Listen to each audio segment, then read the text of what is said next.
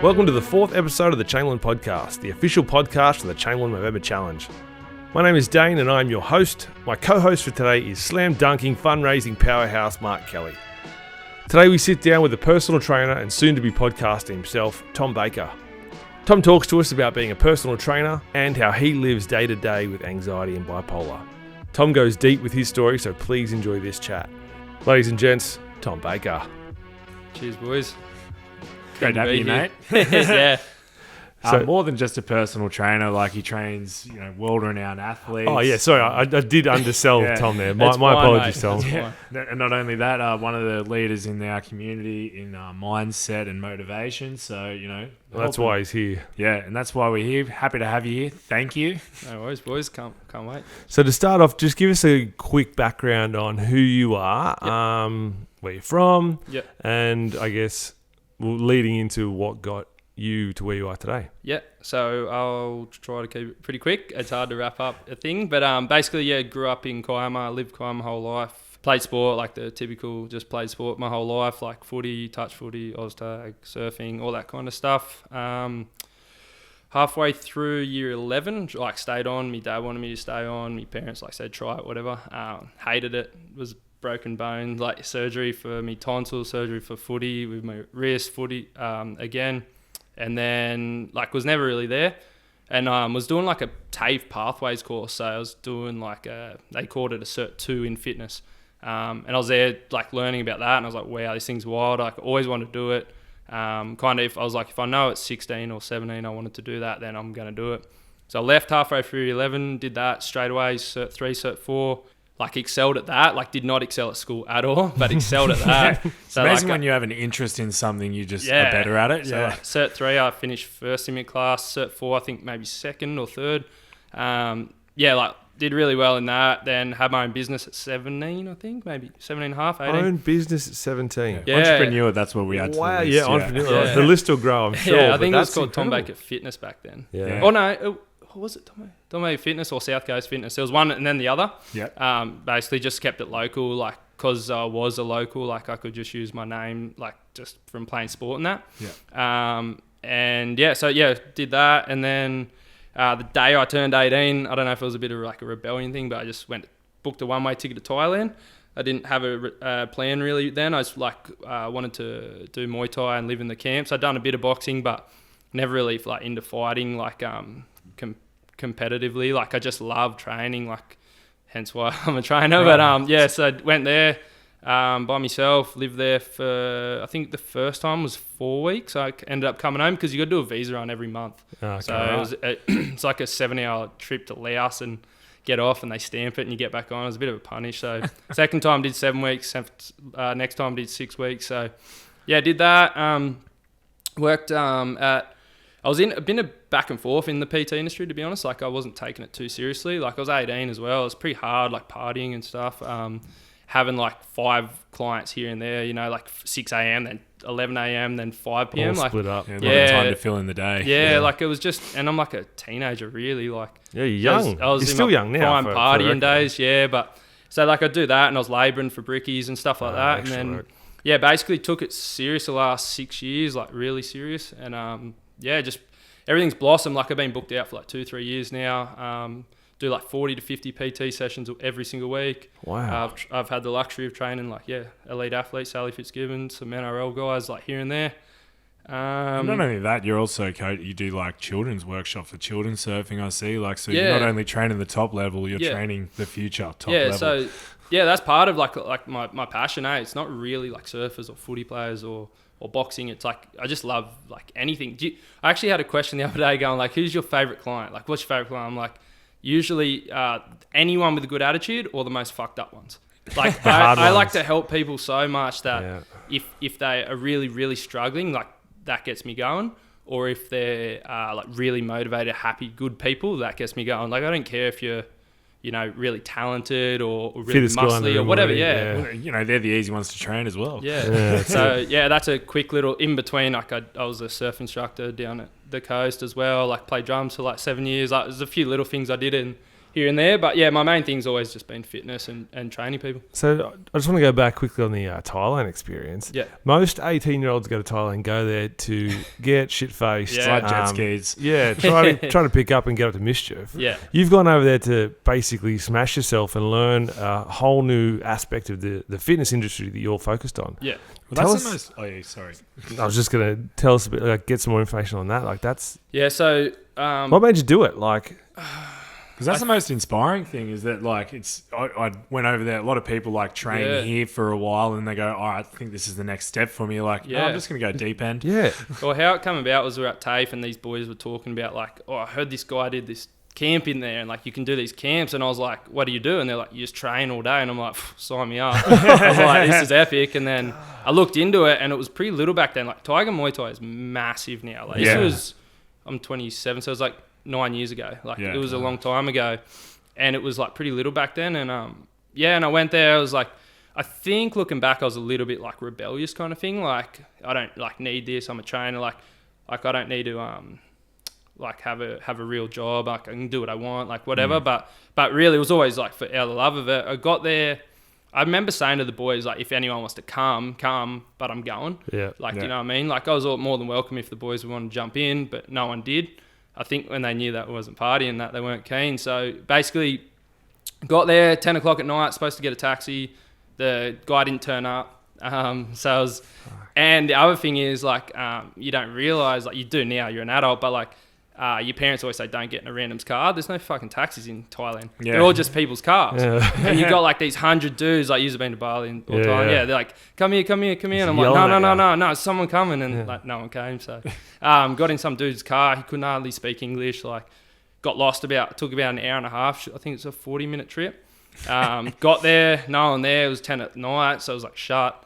Ended up like sleeping on the boxing ring for like a while. Someone come past, grabbed me. Figured it out eventually, got into a room like early hours of the morning, just freaking though. Like Jesus. I'm playing that down a bit. I was petrified, like just scared out of my mind. And I was telling you off air, like $5 a night accommodation, trying to last my money as long as possible. They're shit, man. Like they're so ranked. And the main thing I didn't realize, like I'm like I want to go there to get out of my comfort zone, to be like pushed hard, see what I'm made of, blah blah blah. And like day one was off to a great start then. Yeah, but what you don't realize, man, is like. All you want is aircon. Like we're doing 6-hour sessions, like two lots of threes. So 3 hours in the morning, 3 hours at night. Yeah. And all you want is just aircon. Like your body core temperature, like we're going through 4 liters of water.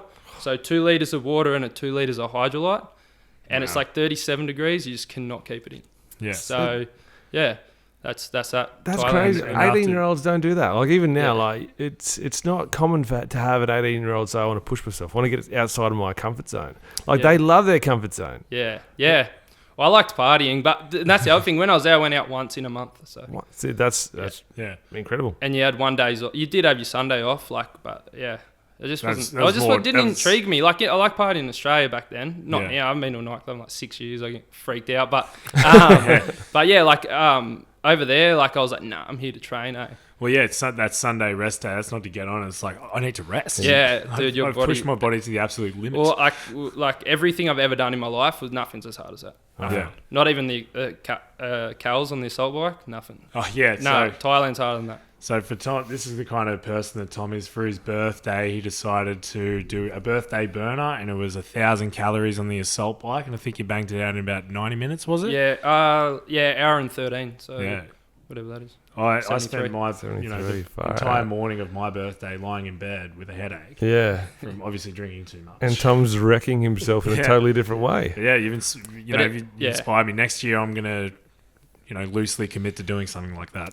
Go for a walk. Everyone's like different in that. Like my whole thing with like I know it's a mental health talk. So like my whole thing with mental health is like, I don't want to call anyone out here, like on like what they do, and like it's such a touchy subject and that. But like I've helped so many people like get the root of the problem. Like I think sometimes like having a coffee and like that can help and that, but sometimes like their how do I say it? Like their actions aren't matching like their, like, you know what I mean? If you're saying like I'm struggling, but you're getting on the piss every weekend, you don't help drugs, yourself. You're partying, like And then it's not helping, right? Yeah. So like a lot of times, like if I'm feeling down and sad, it's like, you know, I want a beer too, and I want to have a piece of chocolate and that, but I know the best thing for me, it's not for everyone, is to go flog myself, earn my rest, get in ice bars for norepinephrine, we can talk about that as well, antidepressant stuff, and that for me is going to fulfill me,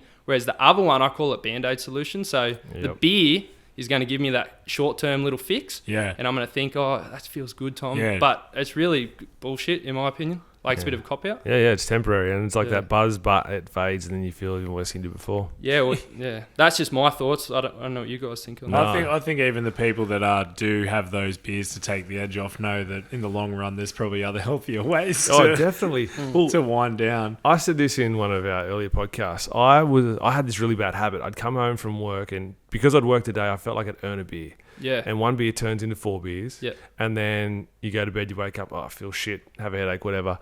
But because it's a habit, it's just an ongoing thing, and you're not going anywhere. You're stuck on this treadmill that is just shit. Yeah. And then only recently I'd changed to what I was doing. I stopped drinking for 2 months, and I'd never felt better. And that led to me wanting to exercise. And finally, after I spoke to my brother about this, after 8 years of doing a Movember campaign, it's about men's health. Yeah. I finally realised that I've got to pull my finger out and sort my shit out. Yeah. So it only took 8 years of campaigning to get there, but it's a trigger. Like, you need that trigger sometimes just to sort of get yourself moving. Isn't it funny you said that? Because like, so my field by a letter of law is just personal training, right? Like if you want to be real technical, like Tom, shut up about this show or whatever, right? But I found like one of my biggest strength is connecting with people and saying things to them. I listen to so many books, man, like self-help books. Like I've never read a made-up book. I can't do it, But I listen to so many things. Like, I'm good at helping people through that channel. Yeah, I just find like that when you're talking to people and that, like, if you can like just draw on anything you've ever learnt to like actually find the root of their problem, like it helps so much more. Like, on that, PTs often, once they build the rapport with their clients, it's very common for them to become PT/counsellor. Yeah. How do you deal with that with, I guess, as you were saying, through books and information you've come across, but how is it hard sometimes listening to someone's story, like you've just smashed them for a session, then they unleash all this baggage on top of you, and how do you deal with that? Yes and no, not really. What I was going to say before I went off, I've lost my train of thought, but what I was going to say was exactly what you said about this year's your first year getting your shit together. Yeah. So that's where I was going to go with that story was I felt like an imposter. So so letter of law, I'm just a personal trainer, right? But like, I would sympathize with anyone in any fucking field there was. So if I didn't have my money situation in order, I'd be like, all right, well, they're struggling with their eating. I need to be good. So I technically only need to be good with my nutrition and my training, right? That's what my job is. I'm not supposed to be good with my money. Like, it's not my qualification. Yeah, I'm not meant to be good with, I never said I'm not going to have a beer, whatever, like, right? So I felt like not an imposter, but like, I felt like, all right, well, I'm trying to get them to do things I want to do. And some of my clients are really good with their money, like really smart with their money, but horrible with their nutrition. So I was like, all right. So I called myself out on everything. So like, I was like, all right, you guys think I'm shit at money? So moved back in with mum, like saved a lot of money like a lot for us, like with my partner. Got that on top of that, like I'm loose with my money, man.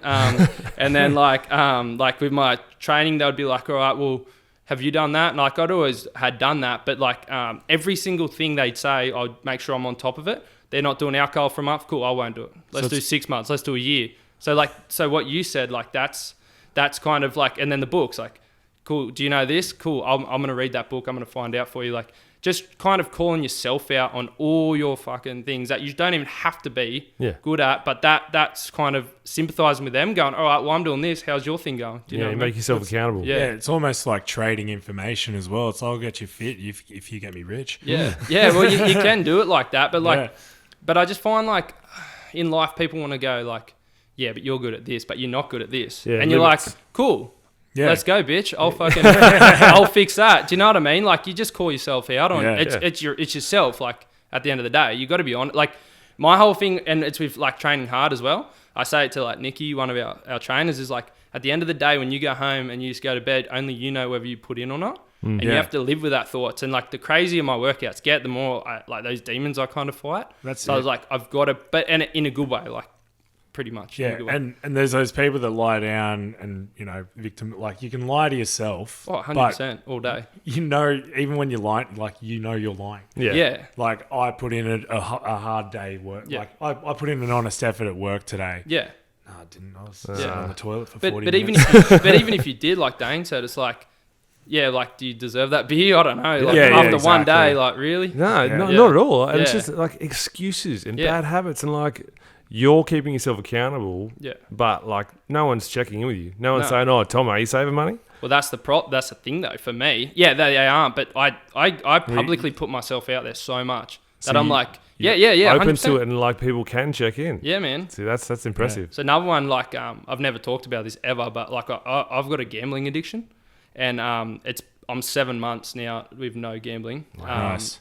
But That's huge. fuck, man, like that was the hardest thing I've ever done. All second hardest, but like the hardest thing I've ever done, basically. And I don't like talking about it because I'm not through it. If that, Yeah, like, you're still dealing with like it. it's a process. So I'm not getting on my high horse or saying I'm good, whatever. But like, and it's embarrassing for me, to be honest. Like, you know, like I'm supposed to have my shit together, and so that was kind of what I was dancing around, I guess, before, like saying calling me out and stuff. Yeah. Like I didn't have to tell any of my clients that. I don't have to be a good, like, with my money, right? Yeah. But when they were struggling with their nutrition and training and that, I was like, okay, cool, I'll open up to you. Like, I suck at this. And they were like, and then, do you know what I mean? And then I think that's helped them to go, oh, Tom's really like letting me be vulnerable here. Yeah. And, you know, like I've seeked help in that, like for all that. So, and it's been 7 months with no gambling, which is good and I'm happy about, but yeah, it's not, still get like urges every now and then, which really pisses me off. So I'm, you know, I've never really been a gambler, but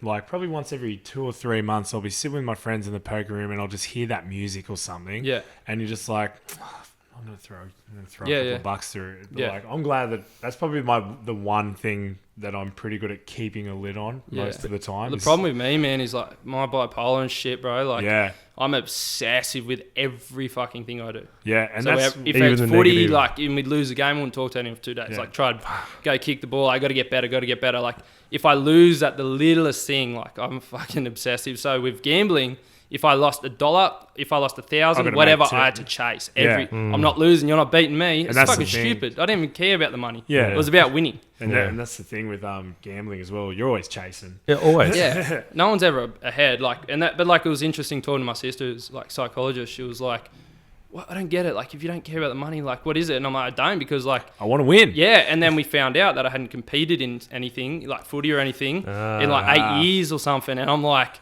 that was my outlet. Like, I don't care really at the end of the day what the result is, but I need to know if I won or I lost. Yeah, Like, so I need to win like all the time. And like, it's different with clients and that, like if I verse them in a challenge, like I want to win so bad, but then once they win, I don't care really. Like it's it's different okay. like that, but I need a result. So with fitness, right, there's no fittest trainer or there's no best trainer not of the year. measurable. There's no, Yeah. there's no same as mental health. Yep. It's like, I want to be the happiest person I can be and I'm trying and it's not going to stop me, but like, there's no like, oh, you didn't gamble, you're going to be a 9 out of 10 happy. Yeah, Do you know what I mean? Like, so I struggle You've with achieved that. level 6 happiness. Yeah, exactly. And I was talking about this the other day, and I was like, it's hard, for me to wrap my head around as well, because like I need to be yes or no, like, and I don't care if I lose. That's cool. I'm gonna beat you next time. But like, do you know what I mean? Like, I There's need a to be result. told of. Yeah, I need a result. Yeah. Yeah, that'd be difficult. That interests me anyway. That part. That's a good lead in because you know, you've been open, you suffer from anxiety, and later it was discovered that you were diagnosed bipolar as well, and that's obviously affected your life, one negatively in ways, but two in a way that you can use that, fix yourself, but also help others. Yeah, and that's probably your how you led into like mindset and mental health space, which you've been doing amazing work for.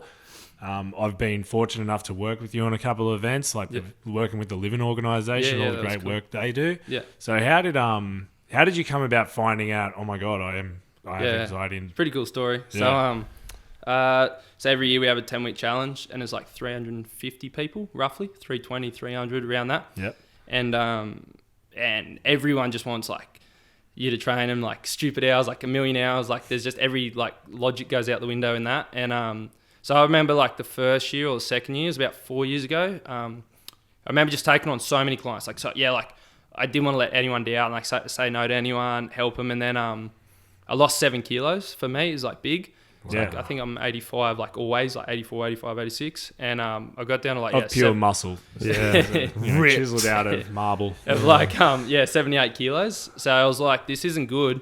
And I was like, I'm underground a lot. Like the gym's underground. I'm like, I reckon I'm lacking vitamin D. So what happened was like, I'd wake up every night, maybe 4 nights a week, of crazy nightmares, like hot sweats.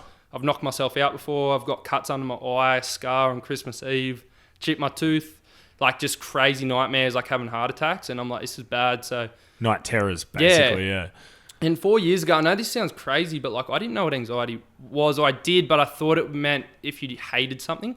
So like you anxious people were like people that hated something. I know it sounds so dumb now because to me it's so normal now, but 4 years ago I hadn't really heard of it. So anyway, I went to the doctor and I'm like, dude, like I'm always shaky, can't make a fist. I've lost 7 kilos. Like, I'm weak. I can't train. I'm always tired. I'm drinking heaps of caffeine, like just to stay awake. And he's like, oh yeah. And he's like, gave me this test. And I'm like, the fuck's this dude giving me a test for? Like, I need a tablet or something. Like, I don't like tablets, but like I need like, tell me I need more vitamin D, like an injection, or I need like you were vitamin saying, C. I want a result. Yeah. And he's like, I answered it and I was like, he's got a depression test maybe. I didn't even know what they were, but I was like, are you always sad? And I was like, no.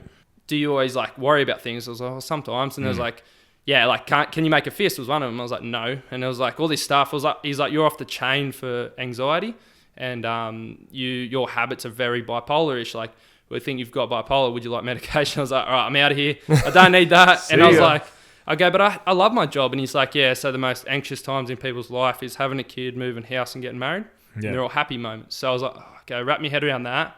And then ever since then, like I've just kind of dealt with it, I guess you'd say. So like we're talking off air, like my sister's been great for me, like with talking to me about it. And she was basically saying that like, just check your highs and your lows. So I did an Instagram video on it, or Facebook, sorry. And basically this talks about like people think you just got like heaps of energy and heaps and like not energy, like tired. And that's like kind of, but it's more like a week highs and a day lows or whatever. And then like this first 6 months have been the best 6 months of my life. Like I had a 6 months high really, which was pretty epic. And in July I had like 3 weeks of just low and I was just sad and didn't want to do anything. And like I'd been doing everything right. Normally that gets me out of it and I still couldn't get out of it. And then it was a little few things like we lost Nikki, not lost, like she left the gym and like she was my best mate, like work with her 7 days a week, every day for 5 years. And we think like I'd have all these crazy ideas and then she would say, no, they're not crazy, and we'd work through them. So I think like that might have affected me a bit. And anyway, basically like the point of the story is like, yeah, found out what it is. I addressed it and it's kind of just a constant thing. You can't get rid of it. There's things you can do to cope with it and that. But as funny as it sounds, I wouldn't trade it ever for the world. Like the shit I get done when I'm on my 6 month highs or month highs, like I work at a pretty high level, I think. And I've had a lot of people say that to me. Yeah.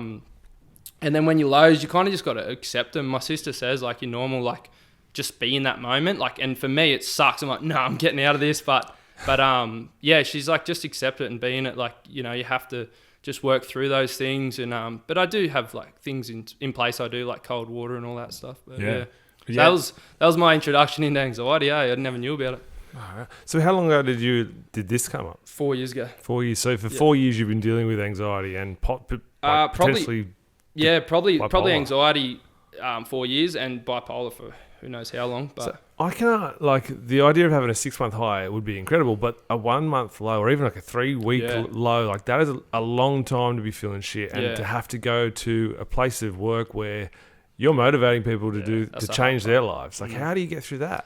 The hardest part for me probably is like I have to be up all the time. Yeah. So I can't There's be no sad. off switch. And the thing I struggle with the most is like if some mornings I come in and I'm like this, I'm fucked up, I'm dying, like what's wrong? And it comes out of the beautifulest place. Like people just care about me, and I'm so lucky to have a good support network, and I wouldn't change it for anything. But it's like, dude, just let me be normal for a minute. Like I'm not sad. I'm just trying to like deal with this day. Yeah. But you have to be like, let's go, like pump them up. And I get it because they pay good money to do it, and that's who you are. So if you are off, like I get it.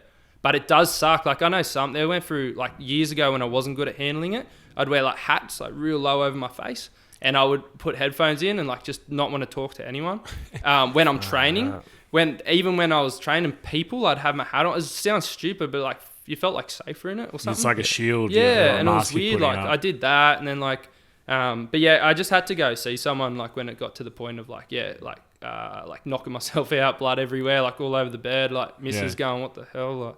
Yeah, like that was scary because that's taken years off my life, I reckon. Like with the heart attack thing, like your heart feels like you're going to have a heart attack. But I've never told anyone this either. The only time I've ever had a panic attack, though, I've never had panic attacks, was healthy living. And it was the stupidest thing ever, man. All it was I was like, what if no one like comes and does my workout?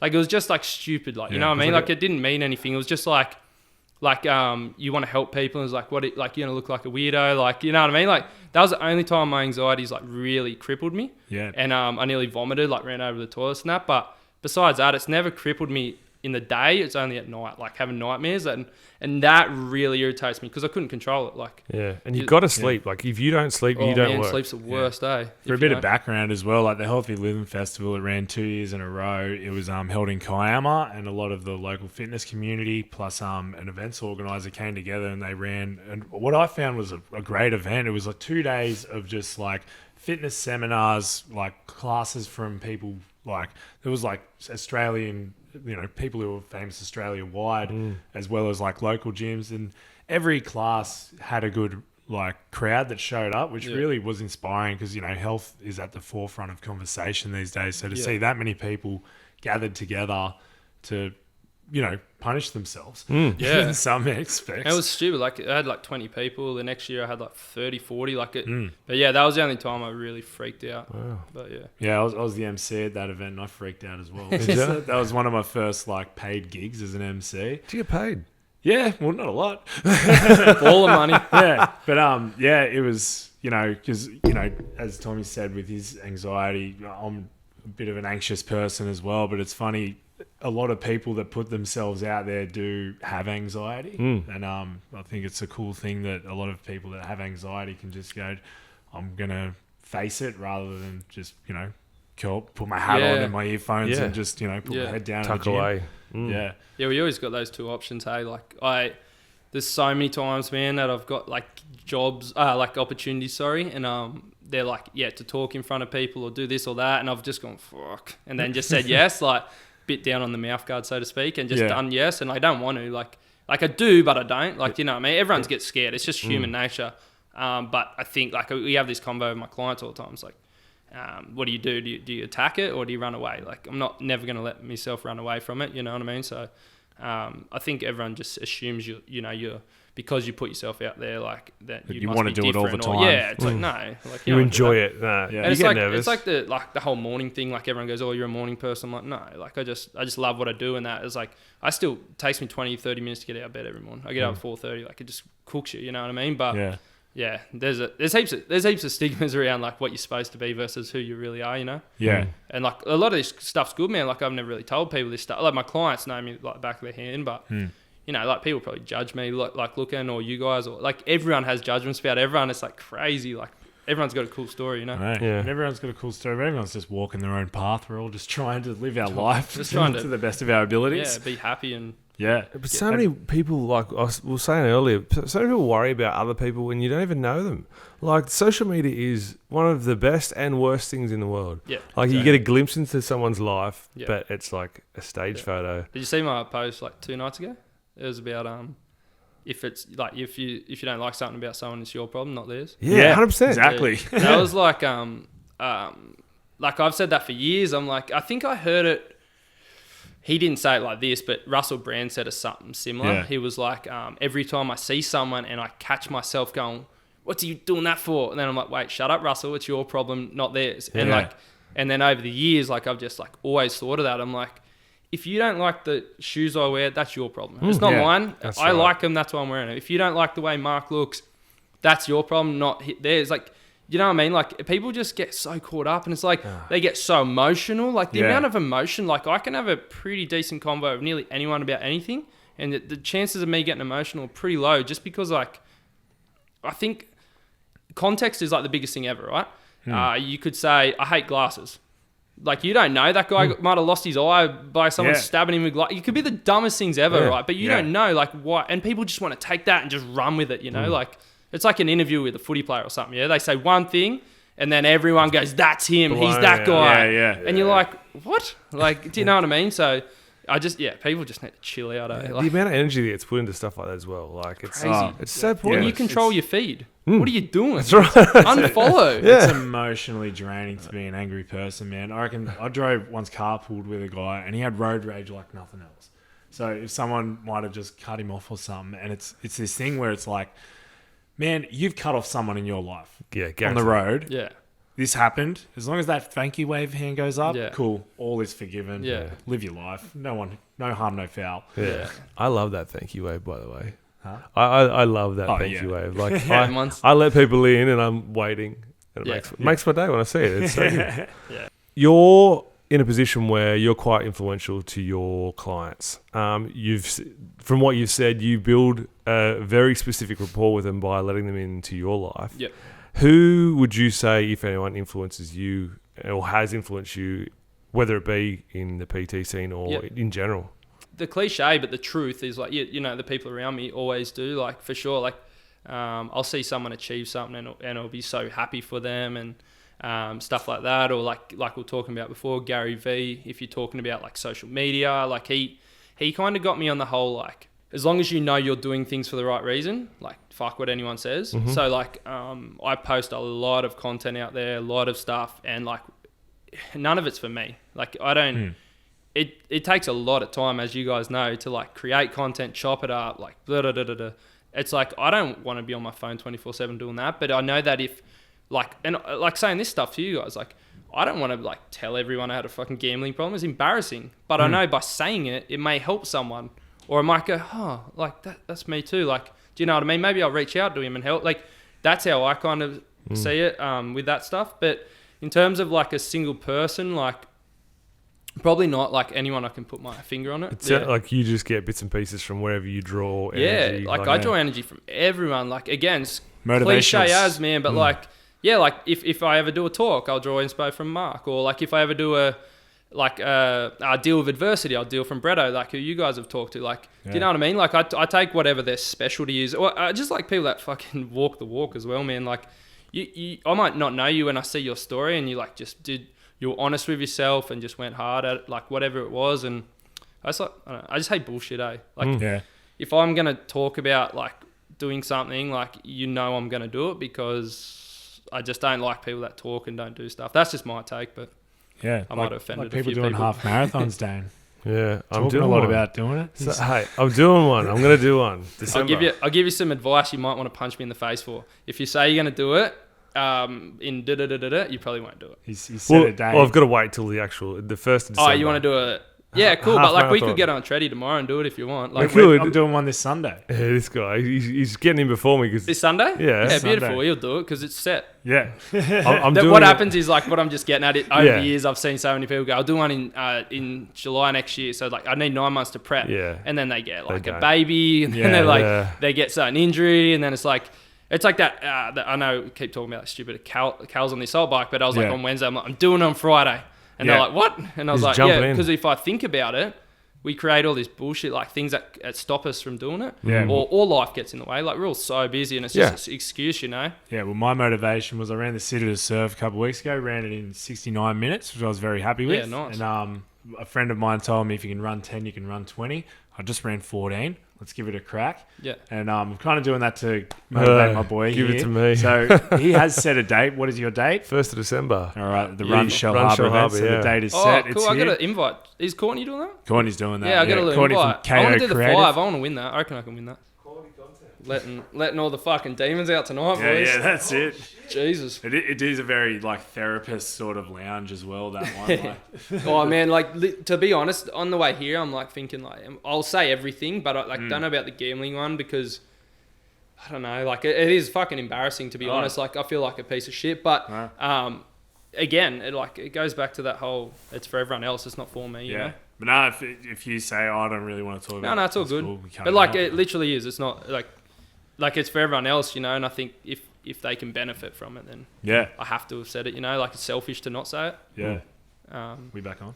Yep. Because like, you don't want to fucking say that. Nah. Do you know what I mean? Like, honestly, you don't want to. Like, it's hard, but yeah. Yeah, that's the reason I came forward with like being way more open about my depression and stuff because I know how to deal with myself, and I know there's parts of how I deal with depression that are not healthy. Yeah.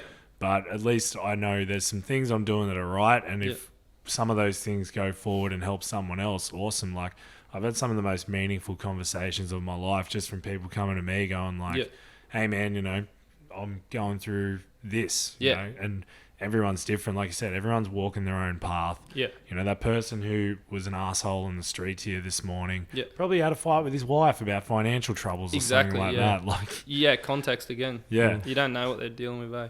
All right. So Tom, you got a plan for a podcast? Yeah.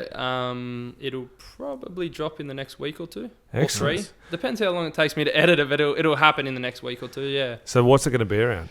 It's going to be around health and fitness because that's what I know. Mm-hmm. But in that topic, like I've got some really awesome people in business, some athletes that I can talk to, and it's gonna like what some of the ideas I have will be like, you know, some of the footy boys, like just the South Coast ones, like Kiama Knights and that. Yep. Just coming in talking a bit of shit. Like I've always thought about this. Like I watched them play with some of like parents and like older people and whatever, and they're always like, who's that guy, where's he from, who's that guy, he looks good, like stuff like this. And I'm thinking, man, if these guys want to know, I want to know it. Like who's the hardest hitter in the South Coast? And I was talking to one of the boys, like Marto, he's like, oh shit, what are you gonna ask us? And I was like, just fucking say it, man, who cares? Like it won't be anything offensive. It'll be like it'll be like, who's the hardest hitter in the comp, like who's the best player you've ever played against in the South Coast. Like I think people would want to know that. Like yeah, and the South Coast rugby league community, as you both know by kind of living it for so long, and me, you know, living it at a third grade level for a brief amount of time,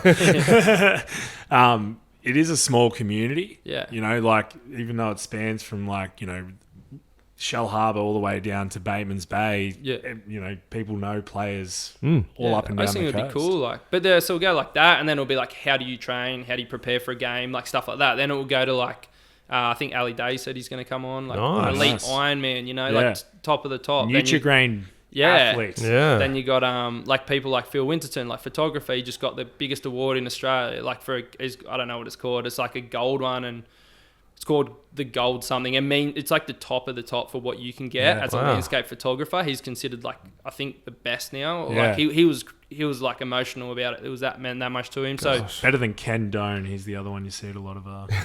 Yeah. So like like that. But then again, how does fitness help your life? It'll just be like that. And like I've a lot of people, like I've got crazy stories. I've got another lady who like had $1 to a name, and then. She can tell her story, but like, and then like really super successful now, like super. That sounds really interesting. Yeah, like so just like that. But then it'll be like, so how did you get there? And like, I know that all these people train because they train with me, or I know who they are. So it'll always link back into health, fitness, and mindset. But I'm happy to go down so many different areas, like athletes, your local footy boys, like talk a bit of shit, cool. Like. Bit of everything, hey. Like you said, everyone's got a story to tell. As long as you know, and from a podcasting perspective, as long as it's an interesting story, cool. Like, come on, who cares if it doesn't matter how many Instagram followers you have or whatever. As long as it's a good story, yeah.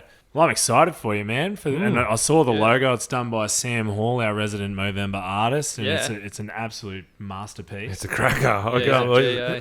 We'll have to get him on to work. I'll get the award for best podcast logo. Well, if all else fails, at least I've got that. Yeah, that's it. I've done ours, and it is not good. All right. So before we get to our last 3 questions, is there anything you wanted to have a chat about? Anything you want to add? Just maybe some advice that's helped me would be a few little things, like always be honest with yourself. I know we've talked about it, but like it matters so much, man. Like the other thing that we haven't talked about is cold water therapy. Yeah, I want to know more about that because Yeah. it's come up a lot lately in so things I've everyone's been like- researching. Everyone's in on it, like with like Wim Hof and that, and it's Yeah. great, and that's amazing. I like what he does, and I love all his stuff. But I actually heard it from another lady called Dr. Rhonda Patrick. It was on her Instagram's Found My Fitness, and she talks about norepinephrine. It's called. So I don't want to butcher this, but basically what happens is when you get exposed to anything under under 15 degrees, so just like the winter like surf, Yep. you release more norepinephrine in the brain, and that's the chemical that's an antidepressant. So I'm pretty sure she quoted that if you have a tablet of an antidepressant pill, it's the exact same endorphins that's happening when you're released to under 15 degrees. Wow. So that's why, like, you know, like how like back in the day we always like knew stuff, but we didn't know why. So it's like when kids get out of the ocean or parents or anyone, they're like, oh, I feel amazing. Yeah. We didn't know why. It's that norepinephrine release in the brain. Wow. That's it. So that's another thing. Like I've been swimming 4 to 5 times a week every morning through winter. Wow. In not in the ocean, in the rock pool. So it's even colder. So there's a guy gets in with a thermometer, and like last week we had it at 7 degrees. It was freezing. yeah. This morning was 9. We jumped in this morning. It was freezing. Like, you know how cold it is outside right now. Yeah. And yeah, and like doing it bit for myself to feel better, like to try to feel happier. So we train from like 5:15 till 6, then we jump in the ocean. There's sometimes by myself, sometimes with 2 or 3 other people, and then we start our day. And been helping a few blokes out actually about it. Won't name names, but they've started feeling amazing too. And you know, the days they don't, they're cranky. They'll admit it, and they're real cranky all day. And again, being honest with yourself, they're angry at themselves for missing that session. Yeah. And I keep saying to them, like, if some of them reached out to me, and I was like, look, man, if I'm going to help you, it's not going to be a Band-Aid solution. We're going to put the work in. We're going to get in the ocean. And this has nothing, 0% to do with fitness, like nothing. Yeah. It's about what's going to happen to their mind and their state of like being, you know. We're gonna train, get the endorphins going, make you feel good, jump in the ocean. If you want my help, I'm happy to. I'll do anything for you. Yeah. But that's what we're doing. We're not going to sit in coffees, drinking beer, and saying it's all right, buddy. Like, again, sorry if it's insensitive, but Yeah. I've seen that not work a million times. Yeah, no, it's you've got to be active. And how long do you have to stay in the water for to get this? I don't know. Like, when you go in the research side of things, you'll find research to say anything. 5 to 7 minutes, some things say it's just 1 minute. We tend to do 3 to 5 minutes. Depends. Like, if it's light, we've been doing it in the dark as well, so it's a bit weird, like with octopus, but there's a big one in there. But we do like 3 minutes in the dark usually. If it's light, 5, 7 minutes. Wow. Yeah, I've done an ice bath before, and I was in there for 5 minutes, and I will tell you, it's that first just making the step into the cold. Yeah. That's the challenge. Takes your breath away. Yeah, but once you're in there, it's a very strange sensation because you feel almost warm at points. Yeah, you do. Like you just go got to hot. focus on your breathing. Yeah. Like, as long as you just bring it back to your breath, and that's all you're focusing on, Yeah. you kind of forget that you're in freezing water. Wow. When I was doing it, with Chris Kirchy, who's a bit of a mindset coach and a breathwork coach. And awesome. someone else was going to ask, like, I'm in the bath and I'm just focusing on my breath, and someone went to ask me a question like, how you doing? I'm like, good, shut up. But yeah, like the best way I can sum it up, right, for me, why I do it is the resilience thing. So do I do it for the anti-inflammatory benefits, kinda, like for the body? Do I do it for the happiness? A little bit, kind of, as well. Like, that's a big part. But the main part is I don't want to fucking do it. That's why I do it. That's why I do crazy Tackling challenges. That's why I do get up at 4:30. That's why I do all this crap. I do it because I don't want to do it. And what happens then for me anyway is like David Goggins, you know who he is? Yep. Like, he says it better than anyone. Like, it's the best analogy I've ever heard is calluses on the mind. So I've got calluses all over my hands from training, and we build up and we get stronger. Every single time I do jump in the ocean and do crazy workouts, like, I can have like crap news and I'm like, oh, cool. Like, or like something sad will happen and I'm like, I'm still sad, but I'm like, okay, like whatever. Or what's another example? Like, you don't miss a day's work. I haven't caved and gone and gambled. like stuff like that. But I could guarantee you, because I know if I lose, usually for me, it's gotten extreme now, like 2-3 days without training or doing that. I get pretty down and I'll eat bad. Then I'll skip a workout. Then I might cancel a client because I'm too tired. And it's this crazy spiral effect for me, hey. And it for me, it's really like sensitive. Like if I think it's because I'm having those combos in my head. Like, you're a bitch. Like you didn't do it today. You know what I mean? Like, you can't hide from your thoughts. You know your weaknesses because your mind has dealt with them many times before. It's like it knows when you feel happy because you put in the work, and it knows when you bitched out. So that's it. That's the main reason I do it. Resilience. So I know that if I can keep going and doing that stupid thing, like I'm like everyone else. I hate it. I hate it. I feel good after, and so does everyone else. But getting down there, I'm like, this morning was a bad one. Like, it was like 9 degrees. It was 10 outside, but the wind was crazy. I was like, oh, what the fuck do I do this stuff? Like, and then you get in, and you're just happy with yourself. You know, you're proud of yourself and that. That's awesome. Good, man. Well, I think it was Wayne Bennett. He said, if you always do what you always did, you always get what you always got. Every day is different for Tom Baker, and that's a very exciting thing. Thank you so much for coming on the show. Dane here likes to finish off the show with 3 simple questions. Very simple questions, so every guest gets them. First question is, what's your favourite colour? Clothes-wise, black. To look at, pink. Pink? You like pink? I love pink. First time I've had pink. Yeah, That's good. good. Love pink. A Sam Hall design shirt is pink. Yeah? One of your favourites? Who could not like pink? It's so colour, like so bright. It's very happy. Yeah. It's Ice happy. cream. I like that. Second question, if you had 1 minute with 18-year-old Tom Baker, what would you say to him? Oh, you're a dickhead. Yeah, I'd probably just like, you're just different, man. Like, I would say, like, actually, I wouldn't do anything different, to be honest. Yeah. I would get it all out of my system. But I just think now, looking back, it's like, I never judge anyone ever, because I was a dickhead at 18. Like, you know, it was like, did I hurt people? No, not usually. Did I do anything that bad? No, not really. But like, I did some dumb shit when I was pissed. Like, and we all did. Like, but you know, like, we're probably standing next to each other a couple of times. yeah, we were. Like, and like, I was like an egocentric maniac, man. Like, you know, and so I probably wouldn't change anything, to be honest, because I got it out of my system. And but I just think, I don't know, nothing. I would say to myself. Nice. Oh, nice. Keep doing what you're doing. Yeah. Yeah, well, just to get it out of your system, not to saying I was the best person, but Yeah. Third and final question, what do we have to do to get you to join our Movember campaign this year? Sign me up, I'm in. Yeah, you're in? Yeah. Yes. This is good. This is This a recruitment drive. Yeah, perfect. Well, I've been talking about just say yes and just get it done. So love it. You know, anything. So you got the podcast coming up, which is exciting. So, you know, you can plug your Instagram here and your Facebook.